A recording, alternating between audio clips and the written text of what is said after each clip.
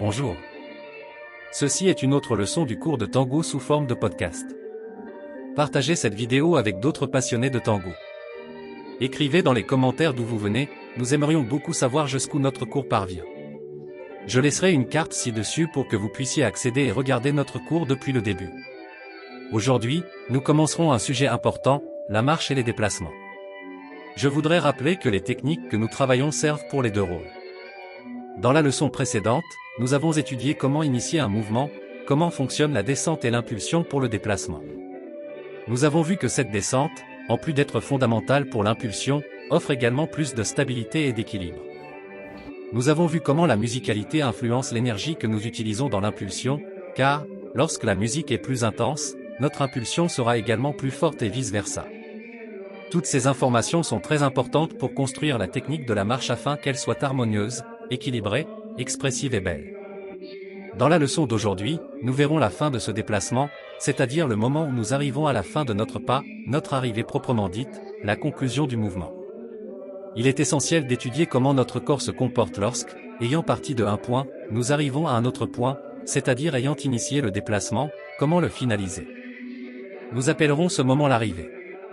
Nous verrons ses caractéristiques principales et comment nous devons la réaliser afin d'avoir le contrôle, l'équilibre et la stabilité. Passons à la partie pratique. D'abord, tenez-vous debout, trouvez, en relaxant le corps, la position d'attente ou de permanence, comme étudié dans les leçons précédentes. Ensuite, entraînez-vous un peu à l'exercice de baisser beaucoup et revenir, avec les deux pieds sur le sol et les hanches dans la direction opposée aux genoux.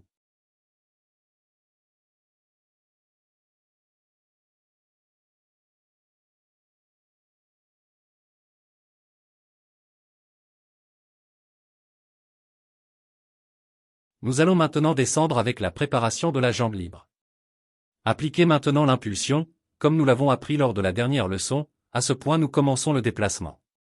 Faites attention maintenant, à la fin du déplacement, c'est-à-dire à l'arrivée au prochain axe. Il est très important de détendre le genou, comme si on amortissait l'arrivée au prochain axe, avec cela nous gagnons le contrôle, l'équilibre et la stabilité pour pouvoir décider si nous continuerons à marcher ou si nous nous arrêterons, en fonction de la musique ou de l'espace que nous avons dans la salle.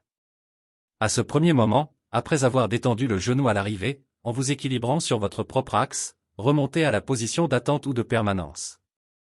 Il y a un potentiel expressif dans cette arrivée, c'est-à-dire, lorsque la musique est plus intense, en plus de pousser avec plus d'intensité, vous pouvez arriver avec plus de poids, c'est-à-dire en descendant un peu plus à l'arrivée. Inversement, lorsque la musique est plus douce, poussez moins et descendez moins à l'arrivée, de manière plus légère. Dans peu de temps, nous apprendrons comment nous devons procéder, dans le cas où nous voudrions marcher de manière continue, c'est-à-dire faire plusieurs pas en séquence.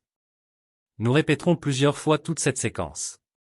Maintenant, après avoir compris comment fonctionne un pas complet, avec un début, un milieu et une fin, nous comprendrons comment fonctionne la marche continue.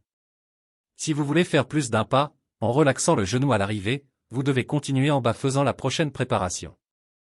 Notez que cette préparation nécessite de rester immobile sur l'axe, en bas, afin que vous puissiez préparer la jambe pour le prochain mouvement, sans vous déplacer.